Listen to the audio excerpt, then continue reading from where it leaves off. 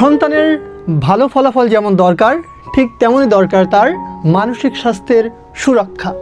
এজন্য আপনি অভিভাবক হিসেবে কিছু পদ্ধতি অনুসরণ করতে পারেন। প্রথম যে পদ্ধতিটা সেটা হচ্ছে আপনি তার মনের কথা সবটাই শুনুন। তার পাশে বসে সে যেটা বলতে চায় তার ভাব আপনি প্রকাশ করতে দিন। দ্বিতীয়ত যে জিনিসটা সেটা হচ্ছে প্রতিদিন সময় করে আপনি তাকে একটা নির্দিষ্ট সময় দিবেন। সেই সময়টা হতে পারে তার সাথে খেলাধুলা করা, সেই সময়টা হতে পারে তার সাথে গল্প করা, অথবা কোনো কিছুই না থাকলে আপনি তার পাশে বসে থাকুন। তৃতীয় যে ধাপ সেটা হচ্ছে আপনি আপনার সন্তানকে অন্য কারোর সাথে তুলনা করবেন না।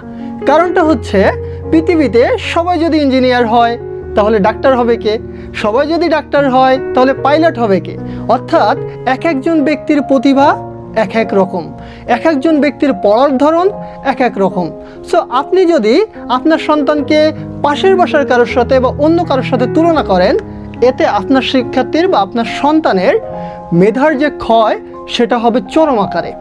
এবং চতুর্থ নম্বরে আপনি যেটা করতে পারেন সেটা হচ্ছে আপনি আপনার সন্তানকে পড়াশোনার পাশাপাশি সৃজনশীল কাজ অথবা খেলাধুলায় যুক্ত করতে পারেন। এর মাধ্যমে যেটা হবে তার ভেতরে যে মেধাটা আছে সেই মেধাটার প্রকাশ ঘটবে। এভাবে আপনি আপনার সন্তানকে সুখী সন্তান হিসেবে গড়ে তুলতে পারেন, কারণ একজন সুখী সন্তানই আপনাকে সুখ দিতে পারে। ধন্যবাদ।